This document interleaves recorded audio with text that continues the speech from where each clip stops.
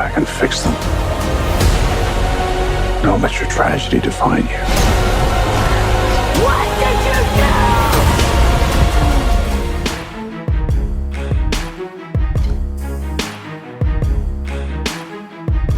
The Flash merupakan salah satu film superhero yang paling ditunggu di tahun ini, di mana Ezra Miller kembali mengulangi perannya sebagai Barry Allen alias Scarlet Spider setelah sebelumnya tampil dalam Batman vs Superman: Dawn of Justice 2016. Oke, mari kita mulai dengan sinopsis. Demi menyelamatkan ibunya yang terbunuh, Barry Allen alias The Flash kembali ke masa lalu dengan menggunakan Speed Force. Tapi ternyata keputusannya itu membawanya kepada konsekuensi yang mengerikan.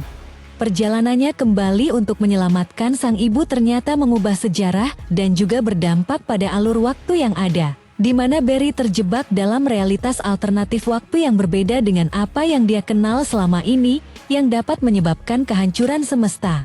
Berpacu dengan waktu, Barry Allen harus bekerja sama dengan para superhero lainnya di alam semesta dan waktu yang berbeda tersebut demi menghentikan kekacauan yang dia timbulkan.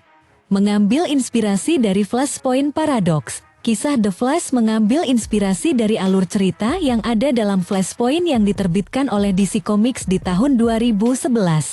Ceritanya berfokus tentang Barry Allen. Di awal-awal film, kita akan melihat keseharian dari Barry Allen yang berusaha menyeimbangkan hidupnya dalam menjalankan tugasnya sebagai anggota Justice League sebagai The Flash dan membagi waktunya sebagai peneliti di sebuah laboratorium forensik di Central City. Kita juga akan melihat kegelisahan dari Barry, meski dia sudah mampu beradaptasi dengan baik dengan sesama rekan lainnya dalam Justice League. Tapi dia juga merasa kurang dihargai oleh rekan-rekannya yang lain di Justice League. Kita juga akan melihat ironi tentang kehidupan Barry Allen.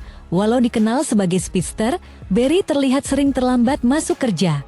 Oleh karena selain sibuk oleh tugasnya sebagai pemberantas kejahatan, Barry juga disibukkan untuk menemukan bukti ketidakbersalahan ayahnya yang dituduh telah membunuh ibunya.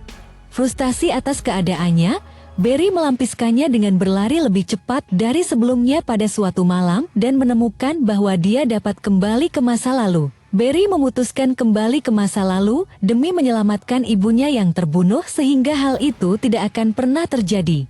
Tapi tentu saja tindakannya itu memiliki konsekuensi yang tidak akan pernah diduga oleh Barry Allen. Perjalanan waktunya menimbulkan dengan apa yang disebut dengan butterfly effect, di mana tindakan sekecil apapun yang dilakukan seseorang di masa lalu akan membawa dampak besar di masa yang mendatang.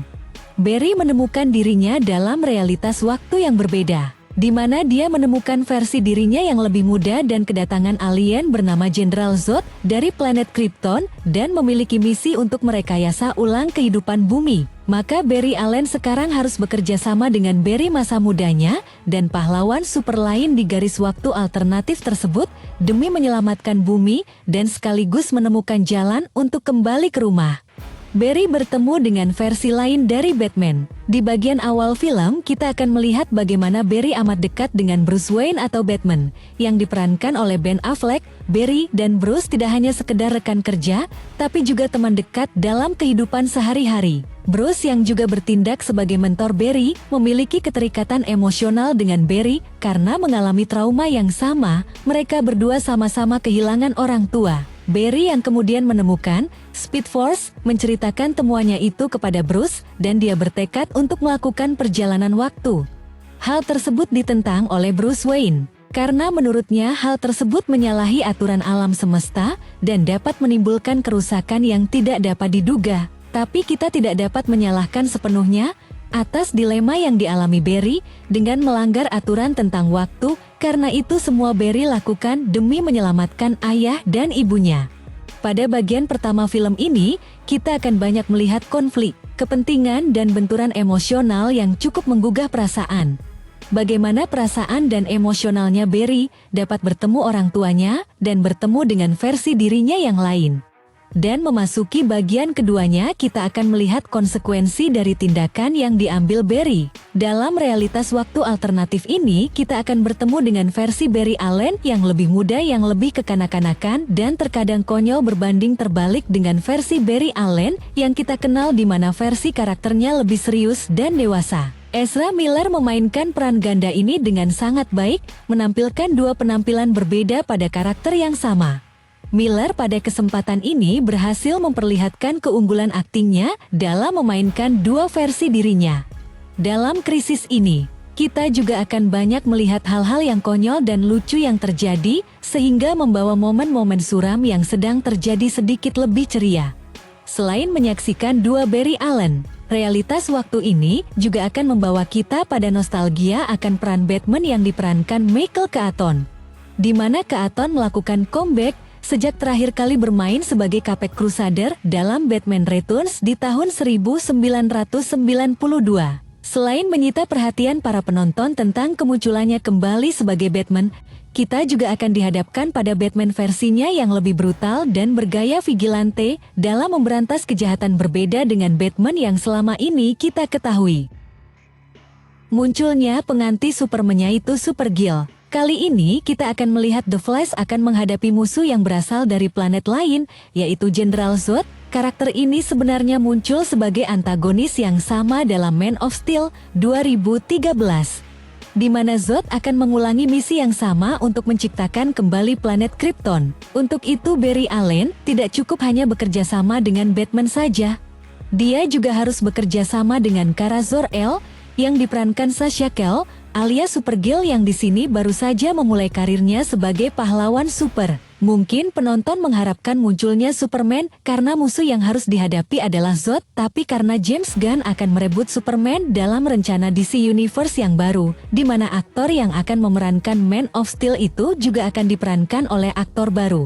Hal ini merupakan cara halus untuk menggantikan karakter dari Superman, dan selain itu karena ini adalah realitas waktu yang berbeda, maka cukup logis kalau karakter protagonis yang berasal dari planet Krypton ini juga dimainkan oleh karakter yang berbeda. Film The Flash menampilkan banyak cameo mengejutkan. Karena kali ini DC memainkan lini masa berbeda, tentunya akan berdampak pada superhero yang berbeda pula. Kita akan melihat beberapa tampilan Superman dari George Reeves, Christopher Reeves, bahkan Nicholas Cage pun yang gagal dijadikan film Superman pun dihadirkan di sini. Christopher Reeves yang memainkan Superman tahun 1978-1987 pun disandingkan dengan Helen Slater, pemeran asli Supergirl yang rilis pada tahun 1984.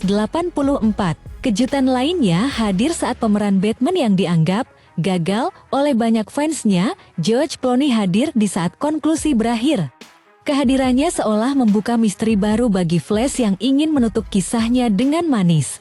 Kesimpulan kami, film The Flash adalah momen untuk mengenal lebih dekat tentang Barry Allen, kisah asal-usulnya, dan kisahnya akan membuka dunia multiverse dari DC dan akan membawa kita kepada DC Universe baru. Jangan lupakan juga satu post-credit title yang bisa dikatakan tidak penting di akhir film ini, tapi tetap harus ditonton oleh para penggemarnya. The Flash akan menjadi penutup dari DC Universe lama, tapi sekaligus menjadi awalan yang baru dari dunia DC, Gods and Monsters. Film ini sudah bisa kamu saksikan mulai 14 Juni 2023 di semua bioskop di Indonesia. Nah, skor kami untuk film The Flash 8,8/10. Apakah kalian setuju dengan skor kami ini? Silahkan berikan pendapat kamu di kolom komentar video ini, dan mari kita berdiskusi.